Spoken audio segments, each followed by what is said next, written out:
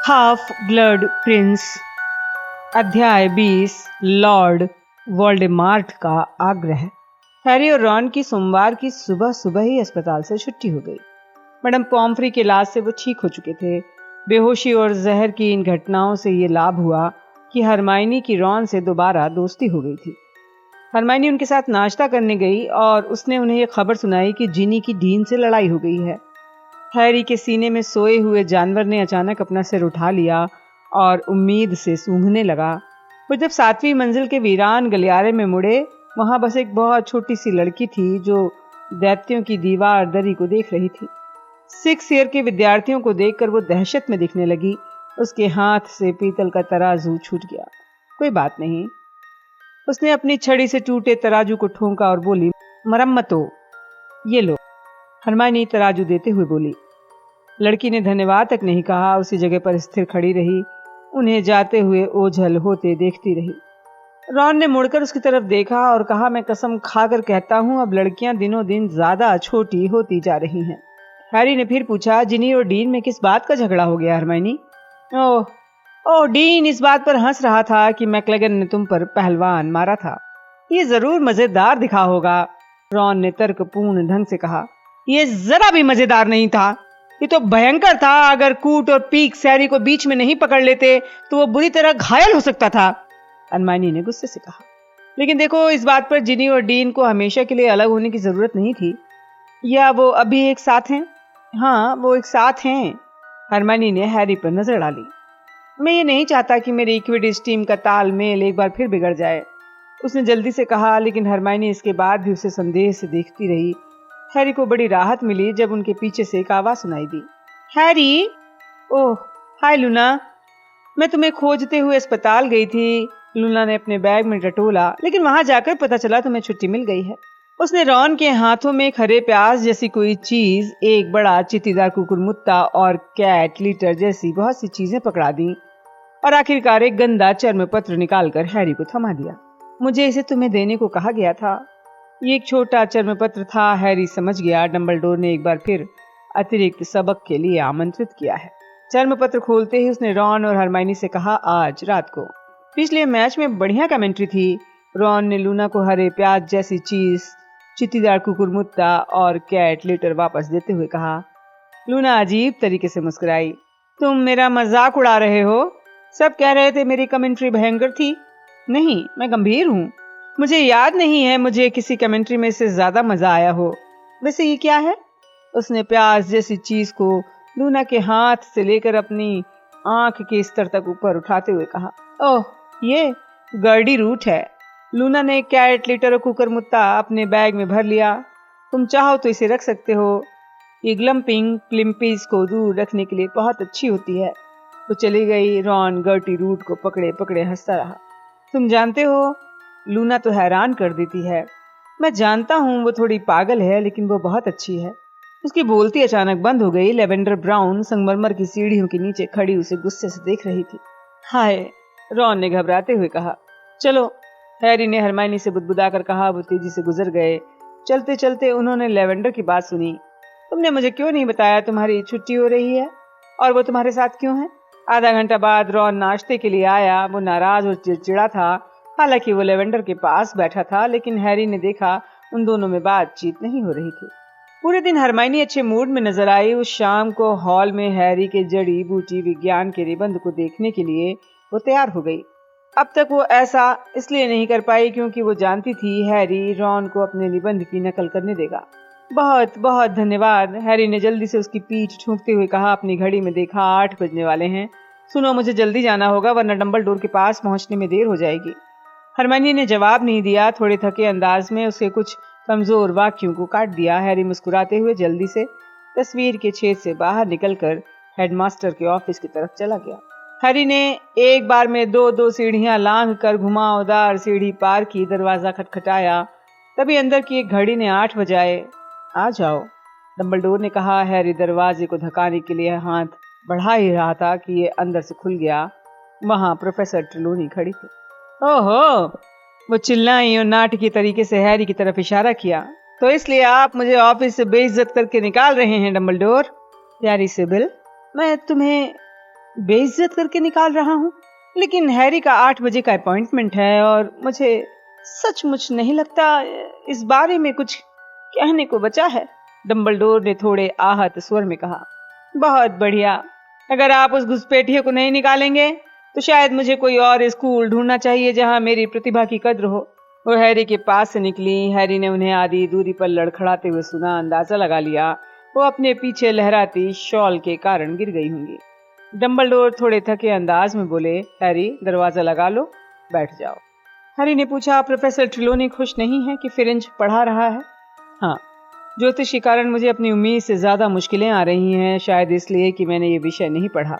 मैं फिरेंज को वापस जंगल लौटने को नहीं कह सकता हूँ, वो निर्वासित है, और ना ही मैं सिबिल ट्रेलॉनी को जाने को कह सकता हूँ। तुम्हें एक राज की बात बताता हूँ, महल से बाहर जाने के बाद वो कितने खतरे में होगी उसे अंदाजा नहीं है। वो नहीं जानती और मुझे लगता है उसे ये बताने में समझदारी नहीं है कि उसने तुम्हारे और वोल्डेमार्ट के बारे में भविष्यवाणी की थी। क्या तुमने वो काम किया जो मैंने तुम्हें पहले वाली क्लास के आखिर में सौंपा था? ओह, अंतर्ध्यान प्रशिक्षण, क्विडिच, रॉन को जहर दिए जाने, अपनी खोपड़ी फूटने, ड्रैको मैलफॉय के इरादों को पता लगाने के संकल्प के कारण हैरी ये भूल गया था कि डंबलडोर ने उसे प्रोफेसर स्लगहॉर्न की याद निकलवाने को कहा था।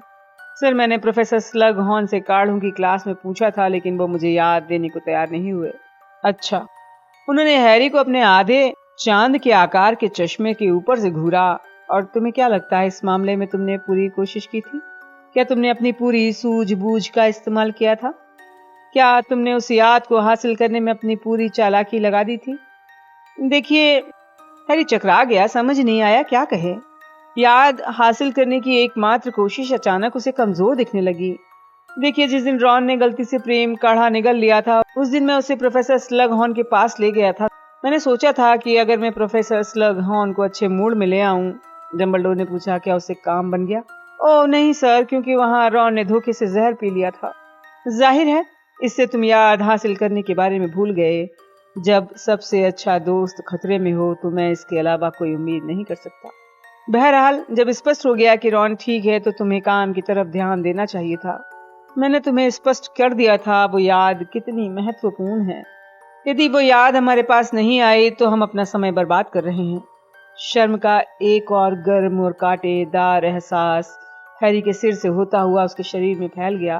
डंबलडोर ने अपनी आवाज ऊंची नहीं की थी, वो गुस्सा नहीं थे, लेकिन हैरी को उनका चिल्लाना ज्यादा अच्छा लगता। ये ठंडी निराशा बहुत बुरी थी। सर, ऐसा नहीं कि मैं चिंतित नहीं था, बस मेरे पास दूसरे कामों की चिंता थी। डंबलडोर ने उसका वाक्य पूरा किया। अच्छा। हैरी को डंबलडोर की खामोशी पहले कभी इतनी असहज नहीं लगी। खामोशी लगातार चलती जा रही थी। डंबलडोर के सिर के ऊपर लगी अरमांडो डिपट की तस्वीर खर्राटों से ही टूट रही थी। हैरी को लगा वो अजीब तरीके से छोटा हो गया है। कमरे में दाखिल होने के बाद उसका कद घट गया है। जब वो इसे सचमुच बर्दाश्त नहीं कर पाया तो बोला, प्रोफेसर डंबलडोर, मुझे सचमुच अफसोस है, मुझे कोशिश करनी चाहिए थी। अगर ये काम सचमुच महत्वपूर्ण नहीं होता तो आप मुझे नहीं कहते। ये कहने के लिए धन्यवाद हैरी। मैं ये उम्मीद करता हूँ आगे से तुम इस मामले को सबसे ऊपर रखोगे। हैरी ने गंभीरता से कहा, मैं इसे कर लूंगा सर। अच्छा, डंबलडोर ने मुस्कुराते हुए कहा, और अपनी कहानी में अब हम आगे बढ़ते हैं जहां हमने छोड़ा था। तुम्हें याद है? हाँ सर।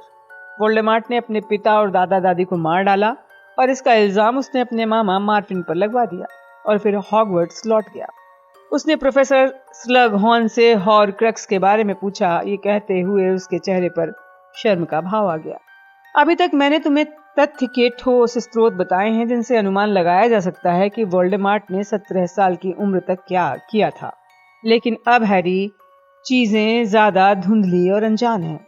अगर रिडल नाम के लड़के के बारे में सबूत खोजना मुश्किल था तो वोल्डेमार्ट नाम के वयस्क के बारे में याद देने के लिए किसी को तैयार करना लगभग असंभव था।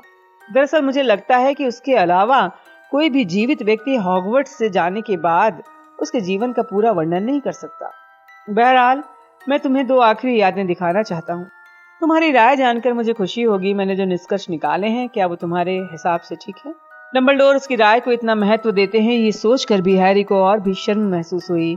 वो स्लगहॉर्न की हॉर्क्रक्स वाली याद को हासिल नहीं कर पाया था। अपराधी की तरह उसने अपनी कुर्सी पर पहलू बदला। डंबलडोर ने एक शीशी को रोशनी में उठाकर देखा। मुझे उम्मीद है कि लोगों की यादों में गोता लगाते लगाते तुम थके नहीं होगे। ये दोनों यादें अजीब हैं। पहली तो हॉकी नाम की बहुत बूढ़ी घरेलू जिंदगी है। इसे हम पहले हॉकी की नज़रों से देखें। मुझे तुम्हें जल्दी बताना होगा कि लॉर्ड वोल्डेमार्ट ने हॉगवर्ट्स कैसे छोड़ा था। उस समय वो अपने स्कूल के 7th ईयर में पहुंच गया था। जैसे कि तुमने अंदाजा लगाया होगा, उसे हर परीक्षा में सबसे अच्छे ग्रेड मिले थे। उसके सभी सहपाठी फैसला कर रहे थे हॉगवर्ट्स छोड़ने के बाद क्या करेंगे।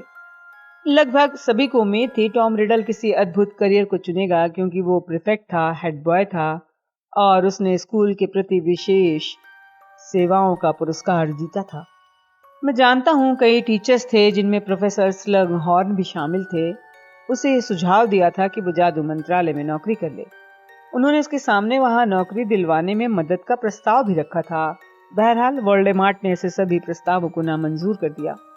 बाद में स्टाफ को पता चला वोल्डेमार्ट बोर्गिन एंड बर्क्स में काम करने लगा था। बोर्गिन एंड बर्क्स? हैरी ने स्तब्ध होते हुए दोहराया। मुझे लगता है हॉकी की याद में चलने पर तुम्हें समझ आ जाएगा वोल्डेमार्ट को वहां कौन सा आकर्षण दिखा था। लेकिन ये वो पहली नौकरी नहीं थी जिसे वोल्डेमार्ट करना चाहता था। उस वक्त इसके बारे में बहुत कम लोग जानते थे। हेडमास्टर ने बहुत कम लोगों को ये गोपनीय बात बताई थी, जिनमें से मैं एक था। लेकिन बोर्गिन एंड बक्स में जाने से पहले वोल्डेमार्ट प्रोफेसर डिपट के पास गया था और उसने पूछा था कि क्या वो हॉगवर्ट्स में टीचर बन सकता है। वो यहाँ रहना चाहता था? क्यों? हैरी ने पूछा, जो हैरान रह गया था। मेरा मानना है उसके पास कई कारण थे। हालांकि उसने प्रोफेसर डिपेट को कोई कारण नहीं बताया था।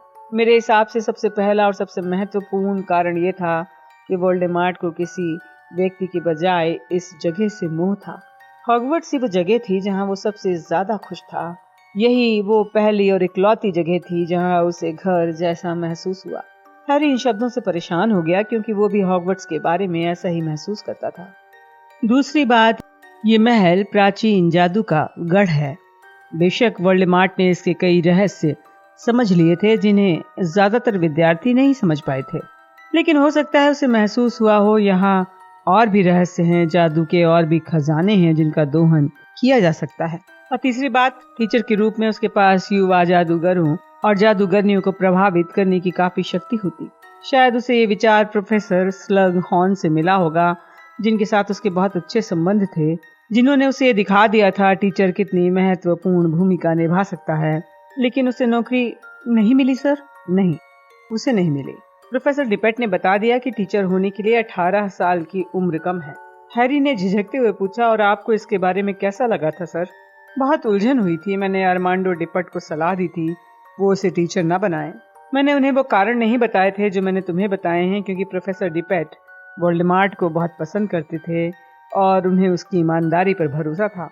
लेकिन मैं इस स्कूल में लॉर्ड वोल्डेमार्ट की वापसी नहीं चाहता था, खास तौर पर किसी शक्तिशाली पद पर। वो कौन सा पद चाहता था सर? वो कौन सा विषय पढ़ाना चाहता था? डंबलडोर के जवाब देने से पहले हैरी समझ गया जवाब क्या होगा। गुप्त कलाओं से रक्षा।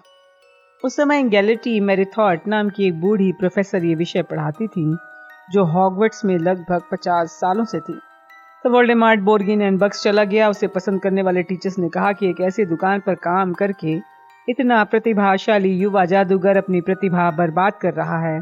बहरहाल वोल्डेमार्ट सिर्फ कर्मचारी ही नहीं था, विनम्र, आकर्षक और चतुर होने के कारण जल्दी ही उसे उस तरह के खास काम दिए जाने लगे जो सिर्फ बोर्गिन एंड बर्क्स जैसी जगहों पर होते हैं।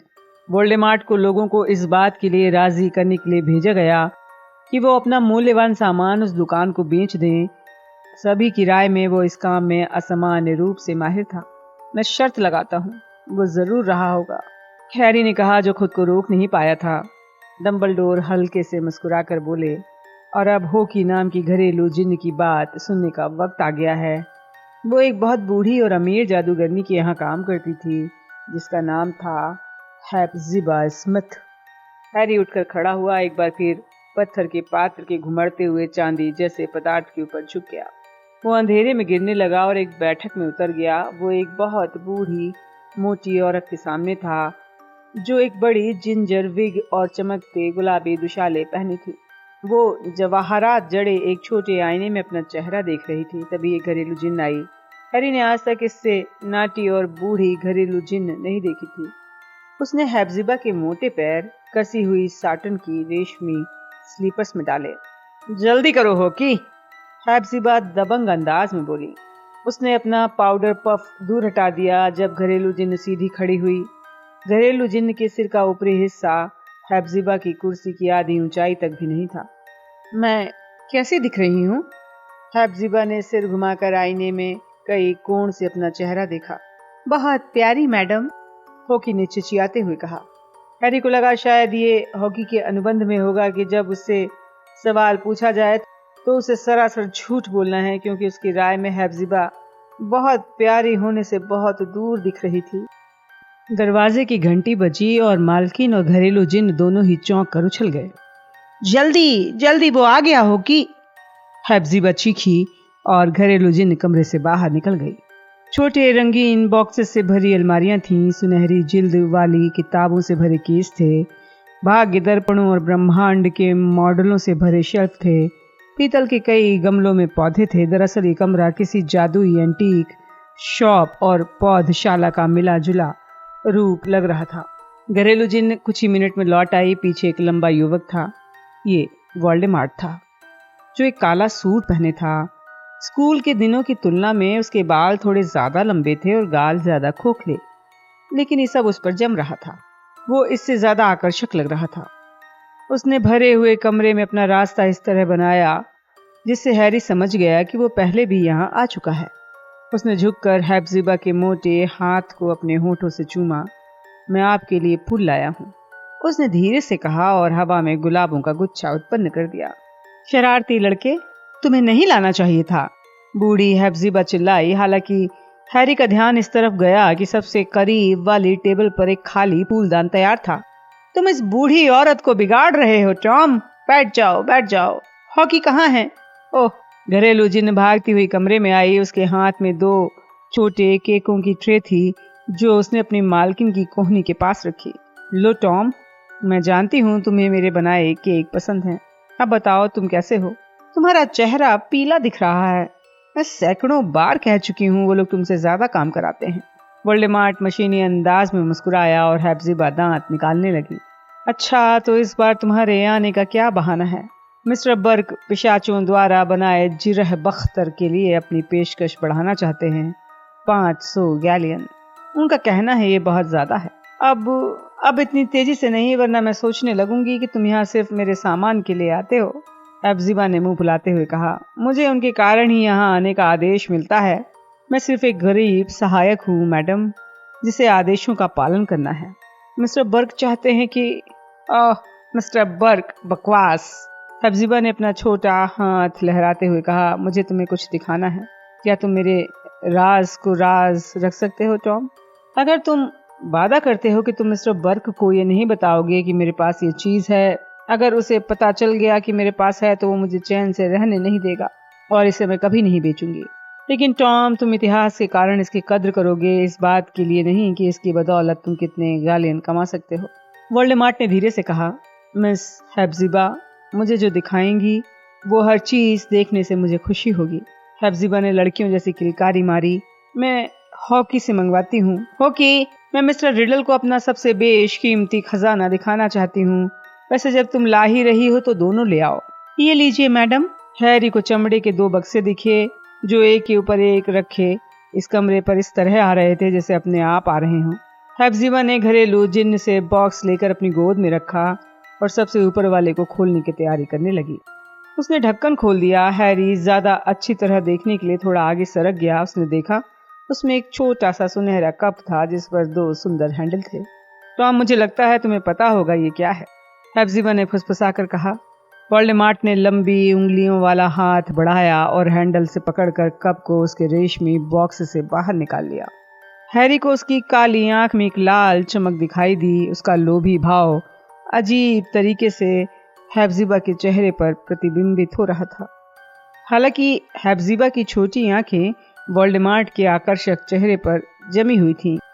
बिज्जू, तब तो ये, वोल्डेमार्ट ने बुदबुदाकर कहा। कप के ऊपर उकेरी गई आकृति की जांच की। तब तो ये माया मेहनत कश का है, जैसा कि तुम अच्छी तरह जानते हो चालाक लड़के। मैंने तुम्हें बताया था ना कि मैं उनकी दूर की वंशज हूँ। ये सदियों से हमारे खानदान में पीढ़ी दर पीढ़ी चला आ रहा है। ऐसा माना जाता है इसमें बहुत सी शक्तियां हैं। मैंने कभी जांच नहीं की, मैं तो बस इसे अपने पास सुरक्षित रखना चाहती हूँ। उसने कप को वोल्डेमार्ट की लंबी उंगलियों से निकालकर बक्से में धीरे से रख दिया। वो इसे सावधानी से रखने में इतना व्यस्त थी कि उनकी नजर वोल्डेमार्ट के चेहरे के भूखे भाव पर नहीं पड़ी, जो कप के छीनते समय उभर आया। और अब होकी, कहाँ हो? ओह, तुम यहाँ हो। इसे ले आओ होकी। घरेलू जिन्न ने आज्ञा का पालन करते हुए कप वाले बॉक्स ले लिए। हेप्जिबा अपनी गोद में रखे ज्यादा सपाट बॉक्स की तरफ झुक गई। थोड़ा और करीब आओ प्यारे लड़के, ताकि तुम देख सको। जाहिर है बर्क जानता है कि ये मेरे पास है, क्योंकि मैंने उसी से खरीदा है। मुझे लगता है कि मेरी मौत के बाद वो इसे दोबारा अपने यहाँ रखना पसंद करेगा। उसने लकड़ी की कड़ी को खोलकर झटके से बॉक्स खोला। वहाँ चिकने लाल मखमल पर सोने का एक भारी लॉकेट था। वोल्डेमार्ट ने बिना कहे हाथ बढ़ा दिया और रोशनी में लॉकेट को घूरने लगा। जब रोशनी सर्पाकार एस पर पड़ी तो वो धीरे से बोला, नाग शक्ति का निशान। वोल्डेमार्ट मंत्रमुग्ध होकर लॉकेट को देख रहा था तो हेप्जिबा चहकते हुए बोली, सही कहा। मैं इसके लिए अपने हाथ पैर तक देने को तैयार थी, लेकिन इतने नायाब खजाने को किसी तरह नहीं छोड़ सकती थी। बर्क ने इसे एक गरीब औरत से खरीदा था, जिसने शायद इसे चुराया था, लेकिन उसे इसकी वास्तविक कीमत का अंदाजा नहीं था। मुझे लगता है कि बर्क ने उस औरत से लॉकेट कौड़ियों के मोल खरीदा था, लेकिन तुम देख रहे हो ये सुंदर है। कहा जाता है इसमें भी शक्तियां हैं, लेकिन मैं बस इसे सुरक्षित रखना चाहती हूँ। हैरी ने देखा वोल्डेमार्ट की आंखें लाल हो गई थीं। लॉकेट की चेन पर जमी उसकी उंगलियां सफेद। हेप्जिबा ने लॉकेट को वापस लेने के लिए हाथ बढ़ाया। एक पल के लिए हैरी ने सोचा वोल्डेमार्ट नहीं छोड़ेगा, लेकिन फिर वोल्डेमार्ट ने इसे अपनी उंगलियों से फिसल जाने दिया। वो दोबारा लाल मखमल के बॉक्स में पहुंच गया। तो प्यारे टॉम, मुझे उम्मीद है तुम्हें मजा आया होगा। हेप्जिबा ने टॉम का चेहरा पूरी तरह देखा तो पहली बार हैरी ने उसकी मूर्खतापूर्ण मुस्कान को गड़बड़ाते हुए देखा। तुम ठीक तो हो प्यारे लड़के? ओह हाँ, मैं बिल्कुल ठीक हूँ, लेकिन मुझे लगता है रोशनी के कारण हुआ होगा, हेप्जिबा ने कहा, जो थोड़ी घबराई दिख रही थी। हैरी ने अंदाजा लगा लिया कि उसे भी वोल्डेमार्ट की आंखों में एक पल के लिए आई लाल चमक दिख गई थी।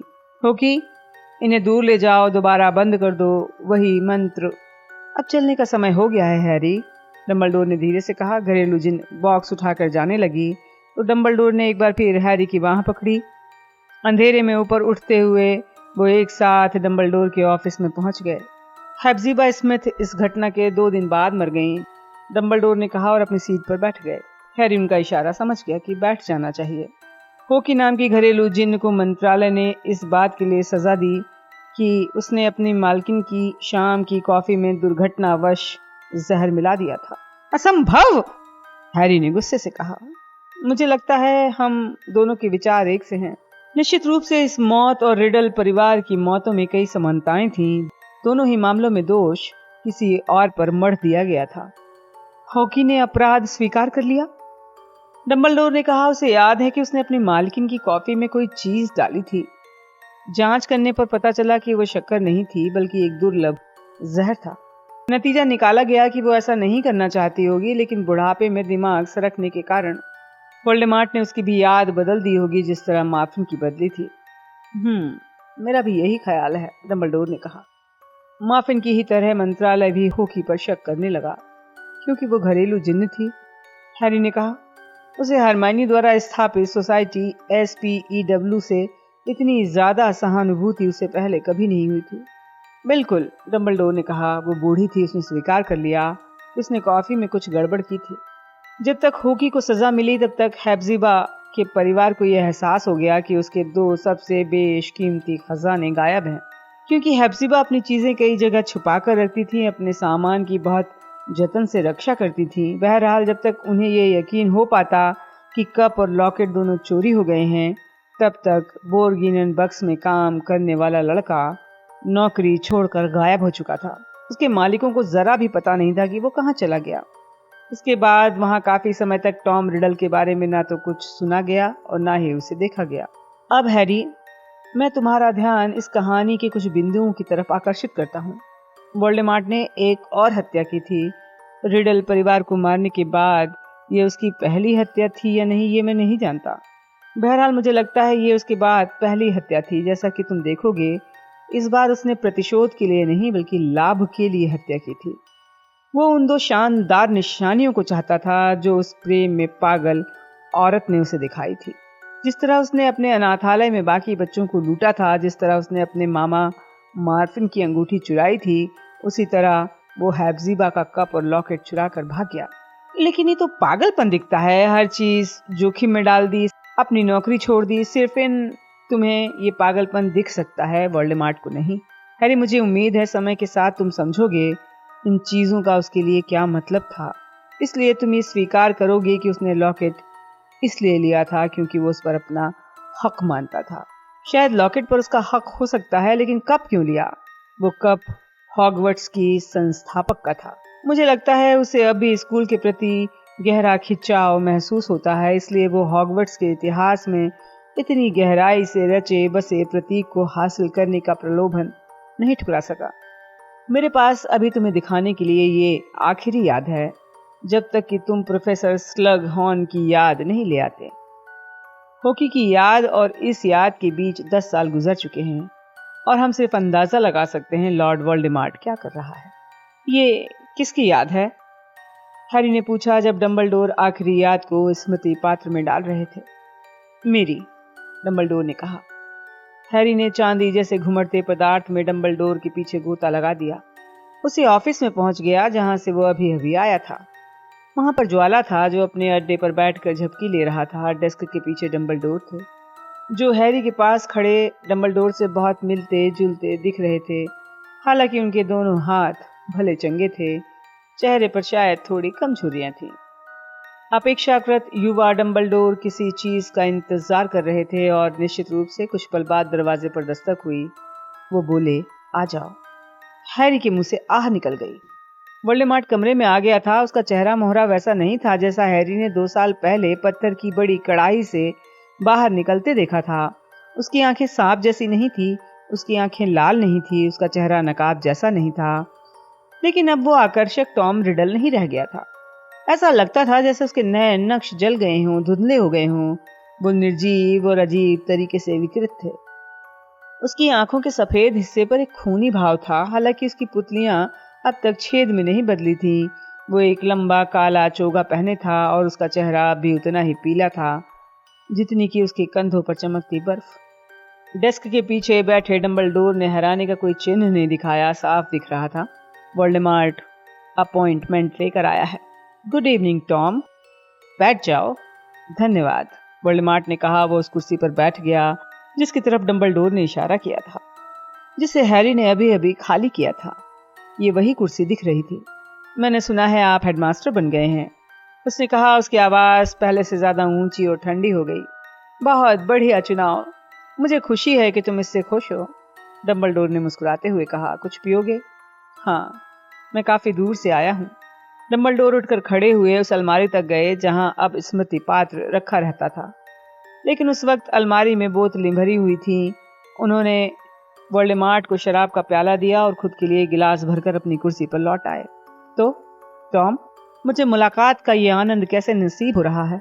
वोल्डेमार्ट ने तत्काल जवाब नहीं दिया। वो बोला, अब लोग मुझे टॉम नहीं कहते हैं, आजकल मुझे दूसरे नाम से जाना जाता है। मैं जानता हूँ, लेकिन तुम मेरे लिए हमेशा टॉम रिडल रहोगे। ये पुराने टीचर्स की एक और चिढ़ाने वाली आदत है कि वो अपने विद्यार्थियों की शुरुआत को नहीं भूल पाते। उन्होंने अपना गिलास उठाया जैसे वोल्डेमार्ट की सेहत के लिए जाम पी रहे हों, जिसका चेहरा भावहीन था। डंबलडोर ने वोल्डेमार्ट के चुने नाम को लेने से इनकार करके इस मीटिंग में वोल्डेमार्ट की शर्तों पर चलने से इनकार कर दिया था। हैरी जानता था वोल्डेमार्ट को यही महसूस हो रहा था। मुझे हैरानी है आप यहाँ इतने लंबे समय तक रुके हैं। मैं हमेशा सोचता था कि आप जैसा जादूगर स्कूल क्यों नहीं छोड़ना चाहता। देखो, मेरे पास युवा मस्तिष्कों को प्राचीन योग्यताएं सिखाने और उन्हें प्रशिक्षित करने से ज्यादा महत्वपूर्ण कुछ नहीं है। अगर मेरी याददाश्त सही है तो तुम भी कभी टीचर बनना चाहते थे। मैं अब भी वही चाहता हूँ। मैंने तो सिर्फ ये सोचा कि आप अब तक यहाँ क्यों हैं। आपसे मंत्रालय अक्सर सलाह लेता है। मेरे हिसाब से आपके सामने 2 बार मंत्री बनने का प्रस्ताव रखा जा चुका है। दरअसल 3 बार। लेकिन मंत्रालय के करियर में मेरी कभी दिलचस्पी नहीं रही। मुझे लगता है हम दोनों इस मामले में एक जैसे हैं।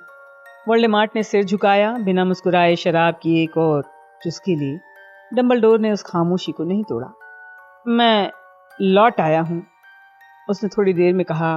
मैं शायद प्रोफेसर डिपेट की उम्मीद से ज़्यादा देर बाद लौटा हूँ, लेकिन मैं लौट आया हूँ ताकि दोबारा टीचर बनने का आग्रह कर सकूं, जिसे उन्होंने पहले ये बताते हुए ठुकरा दिया था कि मेरी उम्र कम है। मैं आपसे पूछने आया हूँ कि क्या आप मुझे इस महल में लौटने और पढ़ाने की इजाज़त दे सकते हैं। मैं आपके विद्यार्थियों को ऐसी चीज़ें दिखा और सिखा सकता हूँ जो वो किसी दूसरे जादूगर से नहीं सीख सकते। डंबलडोर ने अपने प्याले के ऊपर से वोल्डेमॉर्ट को कुछ समय तक देखा और फिर जवाब दिया, हाँ, निश्चित रूप से। तुम्हारे कारनामों की अफवाहें तुम्हारे पुराने स्कूल तक पहुंच चुकी हैं टॉम। अगर उनमें से आधी भी सच हैं तो मुझे अफसोस है। वोल्डेमॉर्ट का चेहरा भावहीन था जब उसने कहा, महानता से ईर्ष्या उत्पन्न होती है, ईर्ष्या से द्वेष, द्वेष से झूठ, और निश्चित रूप से आप ये जानते होंगे डंबलडोर। डंबलडोर ने धीरे से पूछा, जो तुम कर रहे हो उसे तुम महानता कहते हो? निश्चित रूप से, वोल्डेमॉर्ट ने कहा और उसकी आंखें लाल हो गईं। मैंने जो प्रयोग किए हैं और मैंने जादू की सीमाओं को शायद किसी दूसरे जादूगर से ज्यादा दूर तक पहुंचा दिया है। जादू के कुछ खास प्रकारों को, डंबलडोर ने धीरे से उसे सुधारते हुए कहा। बाकी प्रकारों के बारे में तुम, माफ करना, बिल्कुल अज्ञानी हो। वोल्डेमॉर्ट पहली बार मुस्कुराया। ये व्यंग्यात्मक मुस्कुराहट उसके गुस्से से ज्यादा खतरनाक थी। वही पुराने तर्क।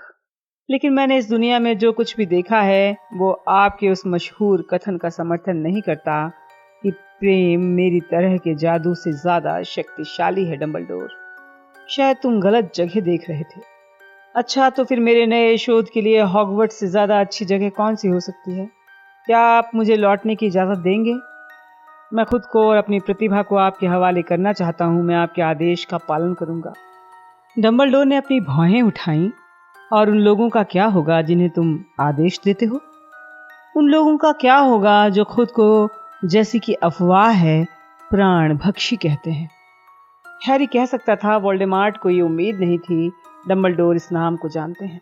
उसने वोल्डेमॉर्ट की आंखों को एक बार फिर लाल होते और उसके छेद जैसे नथनों को फड़कते देखा। कुछ पल ठहरने के बाद वो बोला, मुझे यकीन है मेरे दोस्त मेरे बिना काम चला सकते हैं। मुझे ये सुनकर खुशी हुई तुम उन्हें दोस्त मानते हो। मुझे तो लग रहा था वो नौकरों की श्रेणी में आते हैं। आप गलत समझे थे, वोल्डेमॉर्ट ने कहा।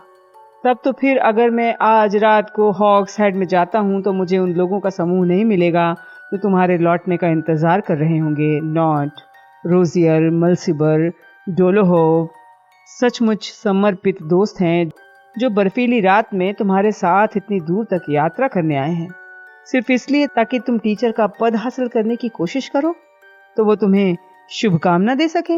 इसमें कोई शक नहीं था कि वोल्डेमॉर्ट को अपने सहयात्रियों के बारे में डंबलडोर का विस्तृत ज्ञान अच्छा नहीं लगा। बहरहाल वो तत्काल संभल गया। आप तो हमेशा की तरह ही सर्वज्ञानी हैं डंबलडोर। ओह नहीं, बस स्थानीय शराब खाने वालों से मेरी दोस्ती है। अब टॉम, हम खुलकर बात करते हैं। तुम आज रात यहाँ अपने चेलों के साथ क्यों आए हो? तुम एक ऐसी नौकरी का आग्रह क्यों कर रहे हैं जो हम दोनों जानते हैं कि तुम नहीं चाहते हो? वोल्डेमॉर्ट हैरान दिखने लगा। मैं नौकरी को नहीं चाहता हूँ? डंबलडोर, सच ये है कि मैं इस नौकरी को बहुत ज्यादा चाहता हूँ। ओह, तुम हॉगवर्ट्स तो लौटना चाहते हो लेकिन तुम पढ़ाना नहीं चाहते हो। और तुम तब भी नहीं पढ़ाना चाहते थे जब तुम 18 साल के थे। तुम हॉगवर्ट्स क्यों आना चाहते हो टॉम? एक बार खुलकर आग्रह करने की कोशिश तो करो। वोल्डेमॉर्ट व्यंग्य से हंसा। आप मुझे नौकरी नहीं देना चाहते? जाहिर है मैं नहीं देना चाहता, और मुझे एक पल के लिए भी नहीं लगा कि तुम्हें इसकी उम्मीद होगी। बहरहाल तुम यहाँ आए, तुमने इसका आग्रह किया, तुम्हारा कोई तो उद्देश्य होगा। वोल्डेमॉर्ट उठकर खड़ा हुआ। वो टॉम रिडल से अलग दिख रहा था। उसका चेहरा गुस्से से विकृत हो गया था। यह आपका आखिरी फैसला है? हाँ। तब तो हमें एक दूसरे से कुछ और नहीं कहना है।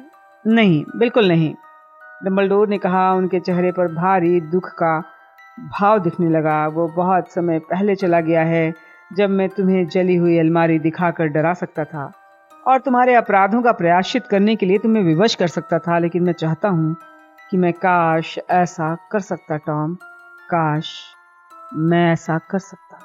एक पल के लिए हैरी चिल्लाकर निरर्थक चेतावनी देना चाहता था। उसे यकीन था वोल्डेमॉर्ट का हाथ उसकी जेब में और उसमें रखी छड़ी की तरफ हिला था, लेकिन वो पल गुजर गया। वोल्डेमॉर्ट मुड़ गया, दरवाजा बंद हो गया, वो जा चुका था। हैरी को महसूस हुआ डंबलडोर का हाथ उसकी बाह पर कस रहा था। फर्क सिर्फ ये था कि खिड़की की मुंदेर के बाहर अब बर्फ नहीं जमी थी और डंबलडोर का हाथ एक बार फिर काला और मृत प्राय दिख रहा था। हैरी ने तत्काल डंबलडोर के चेहरे की तरफ देखा। क्या आपको कभी पता चला कि वो क्यों लौटा था? मुझे अंदाजा है, लेकिन उससे ज्यादा कुछ नहीं। कैसा अंदाजा सर? वो मैं तुम्हें तभी बताऊंगा जब तुम स्लग हॉर्न की याद ले आओगे। तुम उस जिगसा पहेली का आखिरी टुकड़ा ले आओगे। मुझे उम्मीद है हम दोनों के सामने हर चीज साफ हो जाएगी। हालांकि डंबलडोर ने दरवाजे तक जाकर उसे खोल दिया था, लेकिन वो तत्काल नहीं हिला। क्या वो गुप्त कलाओं से रक्षा का टीचर बनना चाहता था सर? उसने कुछ कहा नहीं था। ओह हाँ, वो निश्चित रूप से गुप्त कलाओं से रक्षा का टीचर बनना चाहता था। हमारी छोटी सी मुलाकात के बाद ये साबित हो गया। लॉर्ड वोल्डेमॉर्ट को उस पद पर रखने से इनकार के बाद गुप्त कलाओं से रक्षा का कोई भी टीचर 1 साल से ज्यादा समय तक यहाँ नहीं रह पाया।